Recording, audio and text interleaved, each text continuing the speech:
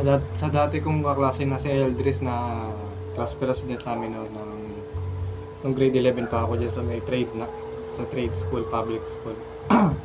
Ang masabi ko lang thankful ako sa iyo sa mga tulong mo sa amin, and I really appreciate, 'di ba? Kahit na hindi ko kayo masyado pinapansin. So the real issue is, 'di ba nga nung andun tayo sa may amphitheater, 'di ba? Salamat sa kanya, sa class president namin si Eldris. Kasi kung di dahil sa kanya, baka wala ako doon. Kasi nga introvert ako. Tsaka paano na lang kung si Eldris katulad ng mga iba kong kaklase na pinapabayaan lang ako, kasi hindi kasi ako basta-basta nakikisalamuha, tsaka I'm very introverted po talaga. So ayun, salamat. Tsaka sa akin lang ang advice ko lang sa'yo kung mapapanood mo to, huwag ka na magbago, tsaka dahil matulungin ka, pinaka best advice ko pa uli sa'yo,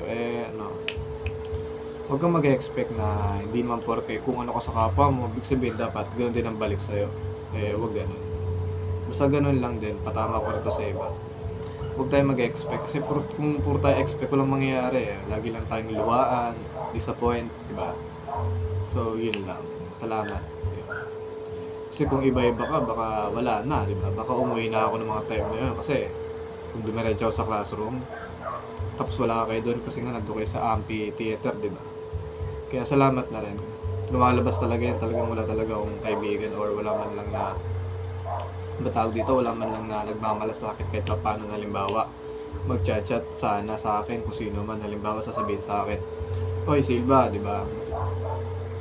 Nandito kami sa Kwan, huwag ka na dumiretso dyan sa may classroom dahil wala kami dyan." Wala Kaya wala, iba pa rin talaga sa Eldris yung class president namin. Partida, hindi kami compatible nun, di ba? Pero kita nyo naman, ang ganda ng serbisyo niya, di ba? So yun lang, I'm very thankful kasi nga, sino ba ako para maalala mo pa, di ba? Tsaka sino ba ako para i-assist mo pa, kasi nga hindi ko nga rin siya pagpapapansin din. So yun lang, I'm very thankful, may mga tao palang ganyan. Yun nga, ulit-ulitin ko pa ba? Ang masabi ko lang huwag niyo siya magbago. Pagpatuloy mo lang yung pagtulong mo sa kapwa mo. Yun lang, I'm very thankful. Yun. Kasi sino nga ba ako, di ba? Sino nga ba ako para i-assist mo? Kasi yung ibang nating kaklase, hindi ako ina-assist So yun lang.